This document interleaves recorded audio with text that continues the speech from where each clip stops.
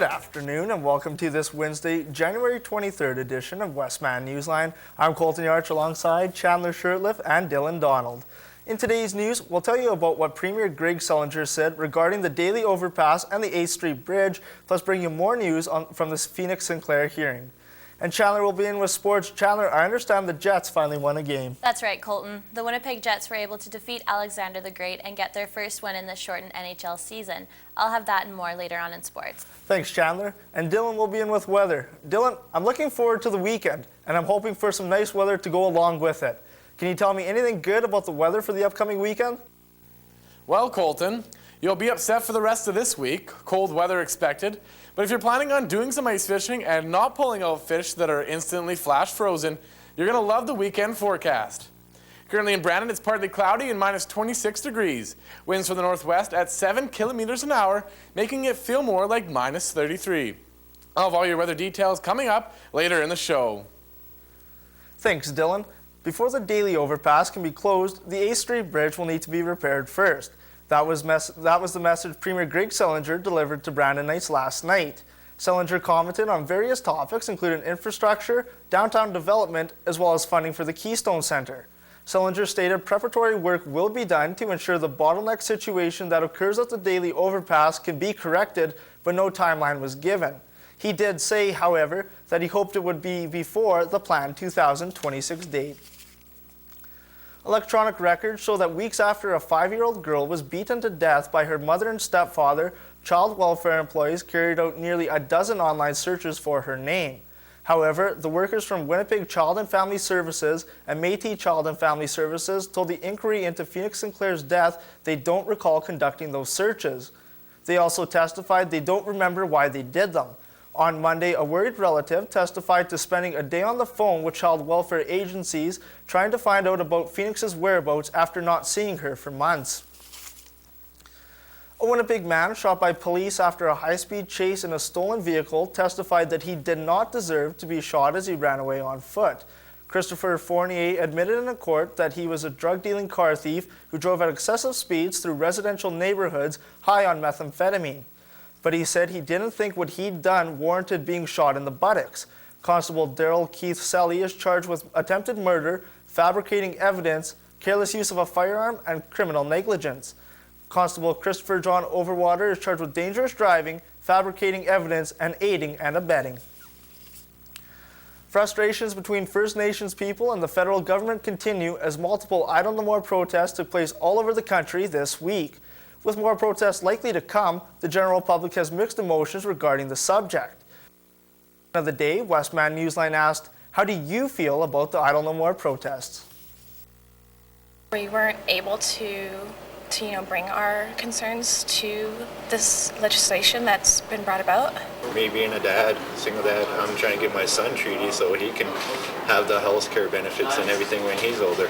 That's the thing about the protest. I don't even know what they're standing on. I had to ask. I believe in what they stand for.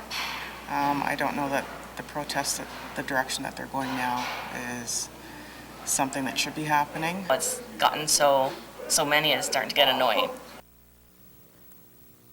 Bitterly cold temperatures are causing problems with power systems in southeastern Manitoba. Yesterday morning, power went out in the communities of Blumenort, New Bothwell, Linden, and Landmark. It was restored by afternoon, but it meant for a cold day for Christy Golubowski, who was home with her toddler. She said she was left with no heat and no water, and her home got as cold as 12 Celsius before the systems came back on. Glenn Schneider of Manitoba Hydro said the cold simply overloaded the equipment. The cold is overloading people's patience and good nature as well. Folks are choosing to remain housebound rather than risk the dangers that accompany these minus 40 wind chills. So, for its second question of the day, Newsline asked, what is this cold weather preventing you from doing?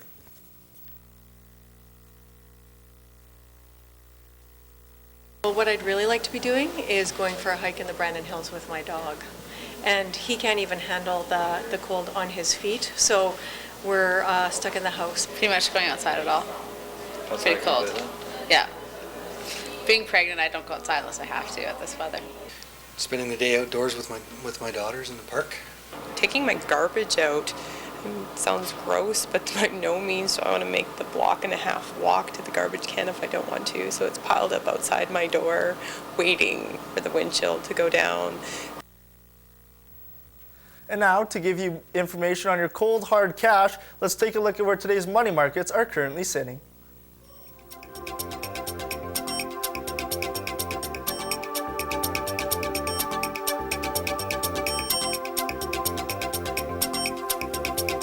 Produced by the IMA Media Production students of Assiniboine Community College. Local news, weather, and sports on Brandon's only TV newscast, Westman Newsline, airing at 1 p.m. Tuesday, Wednesday, and Thursday on WCG TV. Egg Days took place at the Keystone Center last week. Westman Newsline's Calvin Henry moseyed on down and filed this report. Egg Days took place this past week at the Keystone Center. There were many exhibits to check out over the 3 days that the event took place.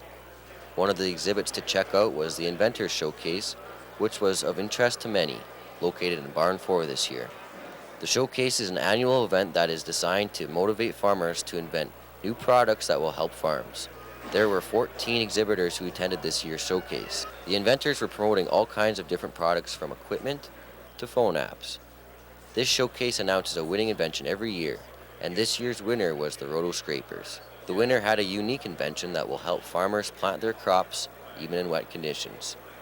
My dad invented this idea years ago, 3 years ago there, the idea of keeping our own equipment working properly. We had a lot of issues with mud, so designed it to keep the packer wheels clean, keep the seed depth consistent, and keep from dragging the packer wheels. Inventors say that coming to Egg Days really helps to get the word out for their products and to help in the markets, even if the product was free. Farm in Hand is a farm management product. It works off of smartphones as well as through our website on the internet. This product is designed to help producers, and this is one of the best ways to really introduce more people to what the product is and get the word out. Egg Days is one of Canada's largest agricultural exhibits. People come from across the country and even south of the border to take part. It helps many people promote their businesses and products, and every year always ends in a success. With Westman Newsline, I'm videographer Calvin Henry. In international news, in a country with more than 30 million elderly residents, Japan's Deputy Prime Minister Taro Aso just managed to offend more than a fair share of them. It happened in a meeting about Social Security reform and the high cost of health care. When speaking about the idea of being on life support, the GAF-prone politician suggested it would be best to die quickly. He also referred to those on life support as, quote, tube people. CNN's Alex Zolbert reports. In a country that's home to more than 30 million elderly residents, Japan's Deputy Prime Minister Taro Aso has offended more than his fair share this week. It happened in a meeting about Social Security reform and the high cost of health care. When speaking about the idea of being on life support, the GAF-prone politician has suggested it would be best to die quickly, also referring to those on life support as, quote, tube people. Needless to say, in this shopping mecca for Tokyo's older set, Aso isn't winning rave reviews. It's ridiculous. I don't trust him anymore, this woman tells us. I understand what he's getting at, this man says, but as a national leader, he should not say such things. Aso, who was once prime minister, has tried to clarify the remarks, saying he was expressing his personal views, that he himself would feel guilty if his life was prolonged for many years at the government's expense. Some say while it is a bad case of Aso catching foot-in-mouth disease, it does generate an interesting discussion. The way he brought it up off the cuff isn't the way to maybe launch this debate, but I think perhaps this would be an opportunity for society, for the government, for doctors to launch a conversation nationally about what to do about people who do want to end their lives. This nursing student tells us, when I see people unconscious and on life support, I wonder if that's what they really want. Her grandmother says the comments are offensive, but my husband passed away recently without much suffering, and that did make things easier. Either way, in a country where more than 25% of the population is over the age of 65, most would agree the 72-year-old Deputy Prime Minister needs to choose his words a bit more carefully. Alex Zolbert, CNN, Tokyo. That's it for news, but stay tuned. Dylan's up next with Newsline Weather.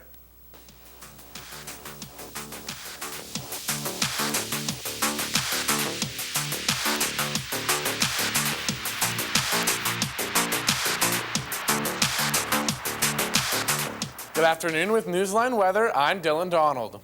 It's still cold out, but the weekend is shaping up to be quite a bit warmer than this week has been, which is good news.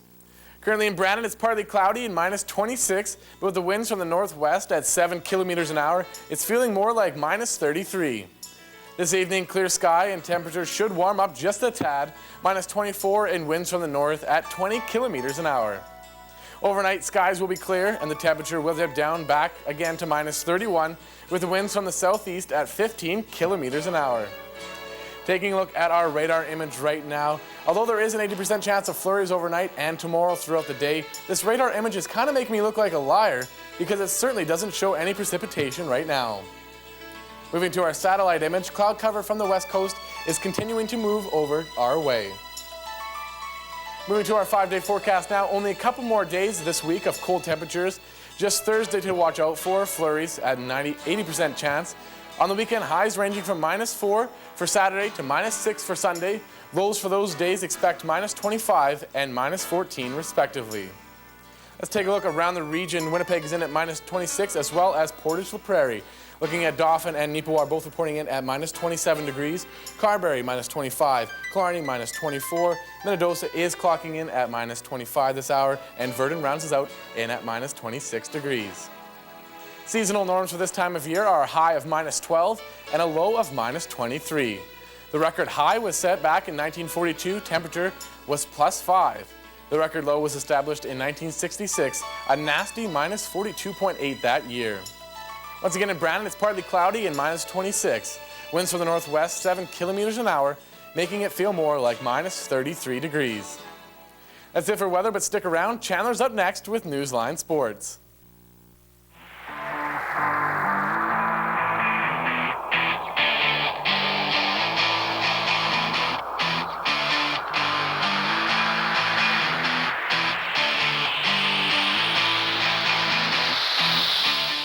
Good afternoon with Newsline Sports. I'm Chandler Shirtliff.